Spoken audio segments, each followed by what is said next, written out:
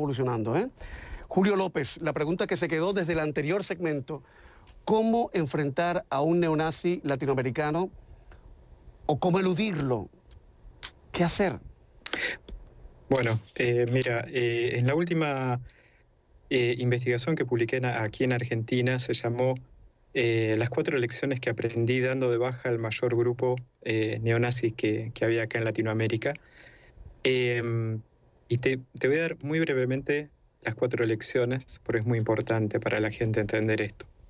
Primero, muchas veces te vas a encontrar con un grupo y vas a ver material que es ofensivo, quizás porque ataca a los judíos, a los gays o cualquier persona, o a cualquier minoría. Lo primero que tenés que hacer es exactamente en contra de lo que te dicen las redes sociales que hagas, que es denunciar el material. Cuando yo encontré estos grupos, porque mi principal pregunta fue, ¿existe un QAnon para América Latina? Esto en noviembre. Y cuando encontré estos grupos acá operando en América Latina, lo primero que hice es informarle a Facebook y a Google, hey, miren esto, es un desastre este grupo, hay que darlo de baja. Lo que hizo Facebook y Google fue dar de baja el material que yo marqué, no el grupo. Entonces, cuando se dio de baja el material y se dejó el grupo en pie, lo que ocurrió es que cuando fui a la justicia a mostrarle esos grupos, cuando la justicia fue a verlos, le habían lavado la cara, porque obviamente las redes sociales bajaron el material que yo indiqué como problemático. Entonces, imagínate esto. Imagínate que tú remueves el contenido que es estrictamente y evidentemente xenófobo o lo que fuera, pero dejas el grupo. ¿Qué significa eso? Que si fuera un profesor en un colegio que lo encontraron en una actitud pedófila, sacan al niño pero dejan al profesor a cargo. Ok, entonces mi primera lección es, las plataformas son ellos, porque al no tomar una cuestión mucho más formal y dar de baja al grupo, obviamente te ponen en ese problema. Lo segundo, vas a luchar con la justicia. Lamentablemente en Argentina, y me hago cargo de lo que digo, en Argentina tenemos una justicia bastante antisemita.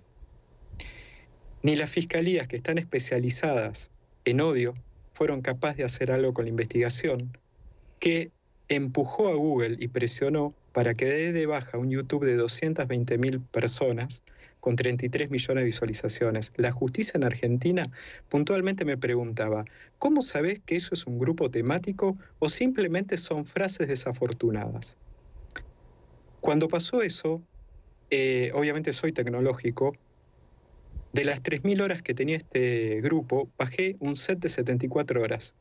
Y ese set de 74 horas de video, que era 1 hora cada una de las 74 emisiones, lo transcribí usando unas herramientas automáticas.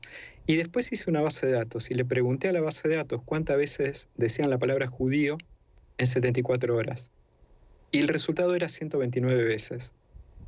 Era por lo menos un tema los judíos para ellos. Obviamente decir judío no es un delito, pero después agarré un abogado especializado en odio y le mostré las 129 interacciones, de las cuales 30 fueron lascivas. Entonces ahí con las métricas en mano lo publiqué y eso hizo que YouTube bajara el canal. Pero ¿qué pasó? No existe un protocolo de odio y esta es la tercera lección. No hay un protocolo de odio entre las mismas plataformas. Mientras Google cerraba el canal con 220.000 personas, Facebook se negaba a hacer eso mismo. Por lo tanto, esta gente tomó el grupo que tenía en Facebook, que es el mismo en YouTube y en Facebook es la misma gente, y lo que hizo en Facebook es transitar mi cara y transitar mis datos y la gente que obviamente me publicó. Obviamente eso lo que terminó haciendo es que un montón de gente se volcara a presionarme. Al no haber un protocolo de manejo de odio, tampoco hay recursos. En América Latina, ni Google ni YouTube tiene gente específicamente para trabajar el odio. Aquí, en Buenos Aires, la gente que maneja el odio es la gente de PR, de Press and Relation. Es una empresa que gana millones y debe destinar los recursos en esto. Y lo final, digamos, la última lección que todo esto deja. Sí o sí hay que ir a la justicia, sí o sí, porque cuando Google o cuando Facebook censuran un canal porque son de odio, ellos son las víctimas. Entonces dicen que Google o que Facebook responden al poder mundial. Y lo que hay que hacer acá es juzgarlos. Y tienen que ser encontrados culpables de lo que hacen, para que después no haya dudas que eso no fue una censura, sino que fue el acto posterior al derecho de decir lo que querían decir. Es ulterior, no hay un problema de free speech o lo que fuera. Lamentablemente, y lo que más me temo, estimado Camilo, es que es ver un Capitolio aquí en América Latina. Cuando pasó lo del Capitolio, todos nos preguntamos de dónde salió eso. Hoy en día todo esto está fermentando. La gente ya no cree en los políticos.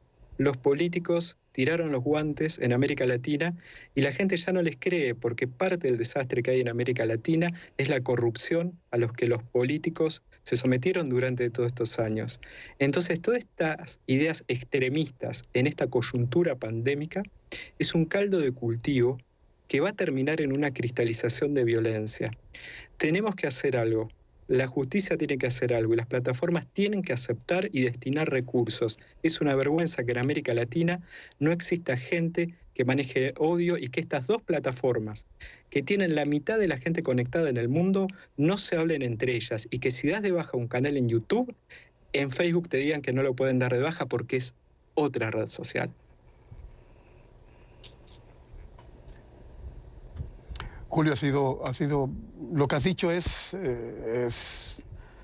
fin, es monumentalmente cierto y es terrible. Te agradezco que hayas estado en el programa de hoy. La última pregunta se la voy a dejar